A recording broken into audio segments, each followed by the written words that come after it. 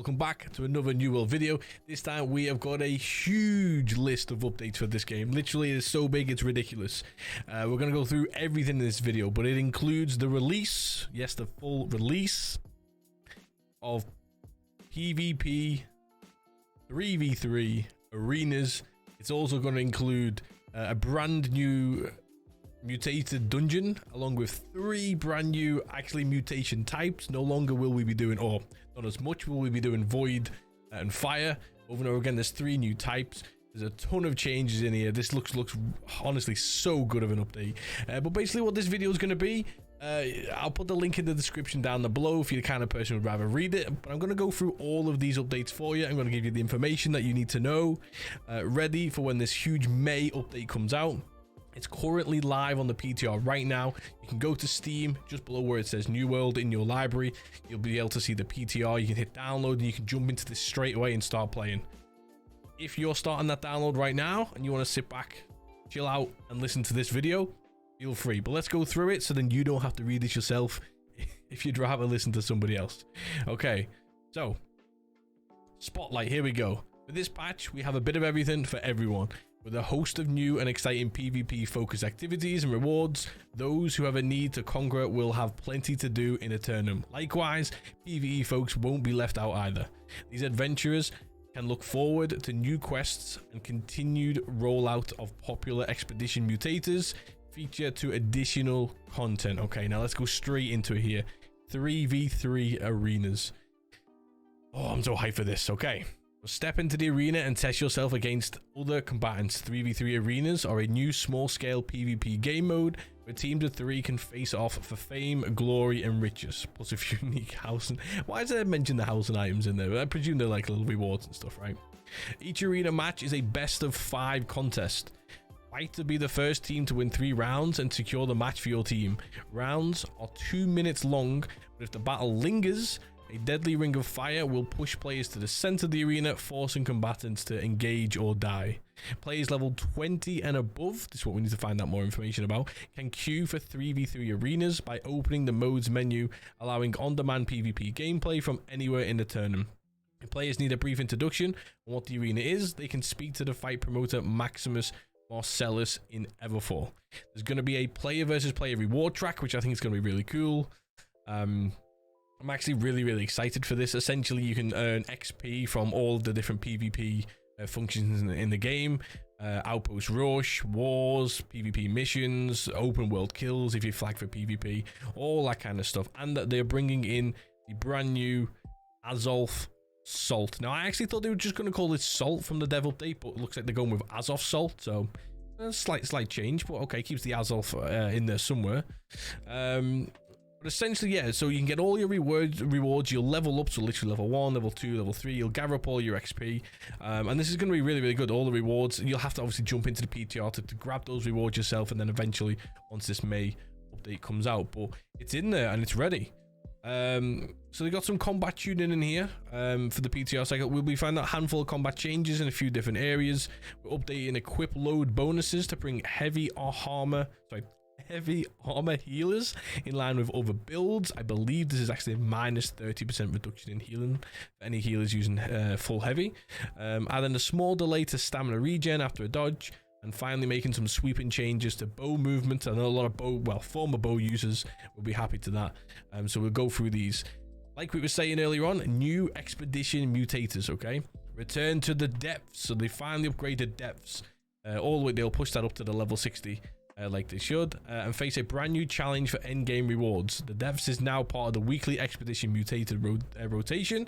In addition, 3 new mutation types have been added to the pool for a total of 27 new combinations. I think this is pretty cool, you know what I mean? Especially if you love doing the mutations, if you love gathering up those shards, boosting up all your armor to 625, but you're kind of a little bit bored of just fighting against fire and void all the time, essentially.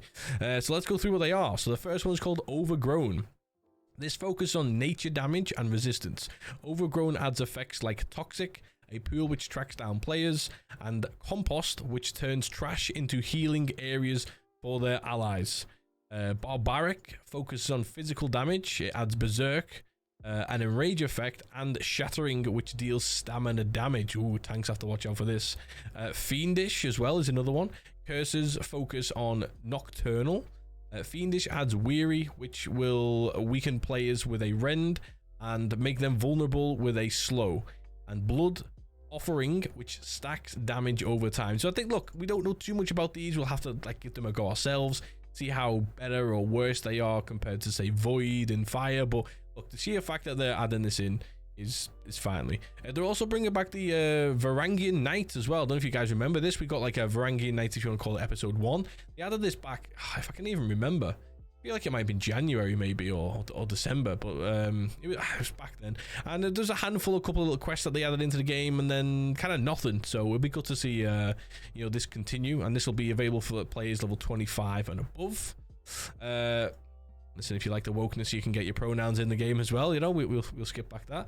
Now there's a ton of updates here, so what I'm probably going to do is I'll slowly scroll through them. You can check these out on stream if you like. Obviously on this video, and then we'll try and pick out some fairly big ones and speak about them.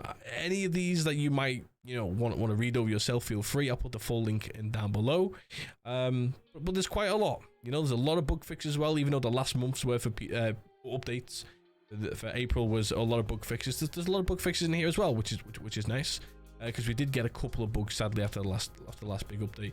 But there's literally so much in here to talk about. It's crazy. Like, we could be here reading these out all day. I think this is one thing that New World's been really, really good at, and that is basically bringing out these updates every single month, and they are pretty huge. But let me now go through some of the key updates that we picked out, and let's talk about them. Okay, one of the updates I kind of like here, especially since we stream on Twitch, I'll put the link all down below. You guys can check me out on Twitch if you like. They've added a mutated difficulty level to always be shown in the HUD for players and Twitch viewers. I think this is pretty cool. The amount of times you're streaming, or you're maybe even live on YouTube, and then you'll say, oh, what mutator you in? What mutator you in? And some people put it in little text boxes next to their camera, and it looks a little bit messy. This is a nice little mini update, so at least all the viewers can see exactly what mutated difficulty you'll be in, and obviously you'll be able to see it yourself. Okay, dodges, roots, and slows. Dodging is now allowed while rooted. Okay, the player will not move while rooted, but they will have invulnerability frames. Okay, being slowed will now affect the movement of your dodge. If you are slowed and you dodge, you will now move less distance based on the power of the slow. Interesting. Ice shower, ice storm, and gravity well no longer disable dodging. Now, I didn't think they did anyway, because I play like a lot of Outpost Rush recently. I use Great Axe as my second weapon, and the amount of times and you'll see it on the screen, right? I'll perfectly hit that gravity well. Perfect. And the player will be right in the center of it, and they'll just run out of it. Or they'll just dodge straight through it, and I'm like, come on, man. So it looks like they've officially added that now. So okay, that's gonna make a bit of a big update to a lot of those Ice Gauntlet users and Great Axe users in PvP. Similar to the last little update we've gone through there, but this time in Invasions, boss AI in Invasions are no longer impacted by Gravity Well. So you got some of those bigger bosses that rush through the door, you tend to slow them down before they get there.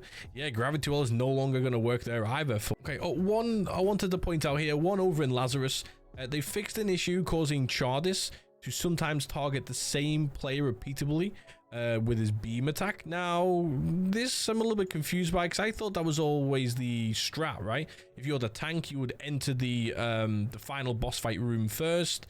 You place the little shard, and then the beam always comes on you. I thought this was a specific tactic to be followed, because if this now is going to hit a player randomly, this could just cause wipes every time to something that's not your fault. So for example, you go in with 5 players, the tank goes in first, you take hold of that beam, use your Defiance stance and stuff like that, and then the healer just keeps heals on you, the 3 DPS carry on DPS, and that's the strat, right? But if this is going to stop that from happening, what if it randomly hits the healer first and then just kills the healer? Then you're just gonna wipe, surely, unless you're really, really close to finish off the boss anyway. But if you're in like a slow DPS a group, then you're all just gonna wipe, right? Is that what that means? Okay, on to the Tempest. Heart dungeon, and they fixed some issues here. They fixed an issue that caused Nishatun's corruption shot to sometimes hit players positioned to his side, not in that line than it should do. So I think that's a good little fix there. They've reworked the Nishatun's corruption flame and corruption core abilities. A corruption core will now spawn 3 seconds after the flame happens, which should reliably ensure that cores do not overlap with flames. This happens so often. You see it all the time. So flames are coming, the core comes at the same time. You only got a small window to do the DPS on the core, and you're like, what am I supposed to do? Do I take the flame hits, or do I just wait and risk it? And at least that's now going to fix it. So that's a nice little update for that boss fight. Makes it even easier. And they fixed an issue that would cause Isabella to sometimes not face the person she was aiming at. This is a little bit of a, yeah, I've seen this happen a couple of times. So there's good little updates into Tempest Heart. This is another little update that's been pointed out here. They fixed an issue that prevented players at farer distances from building up threat on obviously AI mobs. I didn't know that was a huge issue anyway. Like I would say, I tank a lot. Occasionally you'd see the healer just running around miles away and they've got one mob on them, so you kind of get a little bit closer. You'll use one of your threat building skills to try and pull the mobs towards you. So that's interesting. But also it's been pointed out by one of the healers as well, that would they naturally build threat from a further distance on mobs, you know, when they're just using their general healing abilities. So it's going to be interesting to see how big of an impact that this one actually makes. If you've watched all of the videos so far on my YouTube, you'll see one for the Eden Grove Arena. Zygramet's fight will no longer reset when players stand on the edge of the arena. This happened to us in that video perfectly. We didn't even like purposely do anything. We were just chilling, we were just fighting, and then it just completely reset. Now the time doesn't reset, just the health reset. So that was really, really annoying. So that's like a nice little update to one of the arenas here. Okay, updates for the healers. Not too sure how happy or sad you're going to be with this one. I'm going to imagine sad, but here we go. So they've updated the equip load healing bonus to be multiplicative. Now all the healing bonuses from equip load, positive or negative, will be added on after all other calculations have been made, meaning it will have a larger and more consistent impact on healing. This is going to reduce a lot of healing, I think, so let's go through it. An example, the base healing is 100 and the player has 2 passives each, increasing healing by 10%. Those 2 healing mods are additive, so these are calculated as, you know, 100 times 1 plus 0.1. Yeah, okay, so yeah, so you're adding the 2 10% together, and then you're doing the 100, and then you times it. Okay, that makes sense. So that would be, what would that be? Yeah, there's just a flat 120%, I guess, yeah, which is equal to 120. With the equip load being multiplicative, it is now calculated after all of the math has been completed. So if we take the same calculations above and have the second healing bonus be multiplicative, it is calculated as 100, which now equals 110. 121. Okay, it's a bit of an awkward one, but basically if you're a healer and you're really sort of like deep diving into exactly how your healing works, they have changed this one. I don't use too much healing, and I'm clearly not a maths expert, but yeah, looking at this, I'm trying to think if they reduced that. I mean, it looks like they've increased it by 1, but that's not a lot. But also as well, they've removed medium equip load healing bonus and increased the reduction to healing in heavy equip load. This is huge. Healing bonus per equip load are now light, you get plus 30%. Medium is a flat 0, this is normal healing basically, and then heavy you get minus 30%. Now I'm not gonna lie, now when Mutators first came out, I knew a lot of healers going in heavy, right? Because they were just so scared of taking damage. But as we progressed a lot into this game now, and we're like, okay, we can fly through these now, I'm quite surprised that any healers still use heavy. Just seems a bit too, like, you know, surely you want the extra dodges and the extra healing, so it's going to force people away from healing in heavy equip loads, and yeah, move them down, well, straight into light. I imagine it's going to make them a little bit more, you know, squishy. But I don't know. Healers, comment section down below, do you think this is a good change? Do you think this is a fair change, or do you not like this at all? Do you think this will get updated before the final release? Now, I'm a sword and shield DPS user when I'm not tanking, and this is something I definitely actually struggle with. They've updated to homing on primary attacks for melee weapons. They should now be able to hit moving targets more consistently. I definitely struggle with moving targets, I'll be honest. The amount of times I've just wasted a skill or wasted a couple of normal light attacks, and I'm just like, ugh. So yeah, I like this little mini update that they've added for melees there. We have to see exactly how effective this is once we get into the PTR. Okay, if you Outpost Rush players, there's a couple of little updates here. Outpost Rush consumables now have a max stack size of 100. It used to be 10. They've increased the quantity of items granted from gathering trees, ore, and rawhide resources. They've increased the speed at which items are gathered by 30%. So the little PvE players, if there's any in there, we don't tend to get many of those anymore. I've not seen doors on any of the Outpost Rush little forts in a very long time. They've added armories to each fort spawn. They've tuned the capture point timing. Minimum time is now 10 seconds. It was 30 seconds. And each player reduces the time capture by 10 seconds. Nice. Reduce the skinning experience granted by Outpost Rush wolves. Players can now shoot projectiles through their own spawn doors. Okay, interesting. Yeah, okay. Players now get credit for kills inflicted by damage over time attacks. I think this is could be pretty big, especially for those range players where, you know, they're pinging them, and then obviously it gets finished off by a melee if they're running around corners and stuff like that. And then the Outpost Rush resource counter will now correctly reset after the match is completed. So a couple of little updates in there if you're an Outpost Rush player. On to you players who are getting involved in wars very often. They've reworked several faction control point bonuses to provide more relevant bonuses. For example, Fort Reekwater now grants 5% bonus to PvP experience. Okay, interesting. But that's what the news as of Salt and all that kind of stuff. Okay, interesting, the tracker. Speculative fix for the fort area not being restricted properly during some wars. So we'll see exactly how that is affected once they fully roll that out. And then finally for this video, we're going to go through the quality of life updates. So we now show an error message when attempting to pick up items when the character inventory is already at maximum item limit. Okay, they've added the ability to change skills and spend skill points based on whether the player is in or out of combat, instead of blocking when the player had an ability on cooldown. All right, that's good. They've added a tooltip to explain how to increase mana regen on the attributes menu. They've added new visuals to the ultimate ability in the weapon mastery screen to clarify that 10 perk points were needed to unlock it. Okay, decent. Added the ability to rotate the camera with the map open by holding the right mouse button.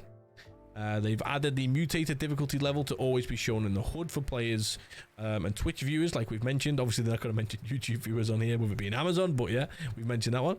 The daily mission bonus UI should now always update properly, even if you have the faction mission window open when it resets. They have disabled the opening reward containers if your inventory is full. All right. The left side list no longer resets after crafting an item. This should help when choosing to craft again. I know that's such a minor thing, but 100%. When you're crafting so many items, it just pings up. Oh, okay, I like this one. That's a mini one, but I like it. They've improved player feedback when choosing between different weapon abilities. They've added notification and effects to celebrate salvaging items. Okay. Now, they did mention in a dev update that maybe one day, you know, salvaging 600 gear score items, the gold ones, maybe you'll get some better rewards. So maybe that's something in line with that, maybe. We now hide trading post contracts for individual items in the search browser, and changing blunderbuss damage to reflect per pellet damage will now show base damage times 6. Okay, interesting. So basically, guys, going over all of these updates, I mean, obviously some of the biggest ones come right at the start here. The 3v3 arenas, and like I said, the PTR is live right now. You can download that in Steam, obviously complete for free. Create your account on the PTR servers. It's completely separate to your current world game if you've never been on the PTR. But get involved in these 3v3 arenas. I think this is huge for the game. Anybody watching this video and you're thinking, do I not come back to New World? I mean, look, if you like PvP, if you like arenas, you know, get involved, and especially get involved in the PTR, because it's the best chance. If you want this game to release with less bugs, play the PTR. Every time you find a bug, just report it. Fingers crossed, come towards the end of May when this big update comes out and all this comes onto the live servers, you know, hopefully less bugs, and this could be huge. Also added in those brand new mutations and the mutation types as well is going to make it so much more fun. Might be a bit of a nightmare in terms of swapping all your gems. You know, you've got now 5 different mutations. That could be 5 different damage types. That could be either 5 different sets of armor.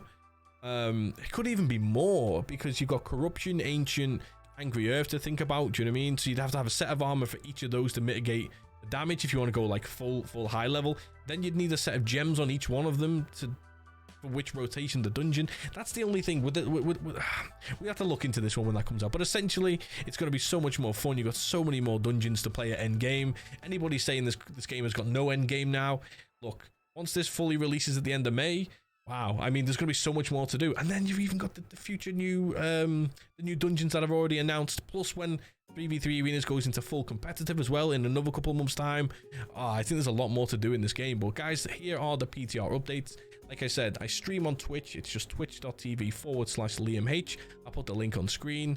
Obviously, drop a sub on this channel and some likes on the videos and some comments down below. All the usual YouTube stuff. If you don't subscribe to my channel, I'm going to presume you just don't like making videos, and maybe one day we'll stop. I don't know. But so drop some subs. That'd be nice. And obviously, follow me on Twitch as well. Well, guys, comment section down below. What do you think? What are some of your biggest updates from this that you like? Are you going to jump into the PTR? Do you not like some of these updates, like the healer ones, for example? Let me know in the comment section down below. But guys, here's another video, and we will see you in the next one.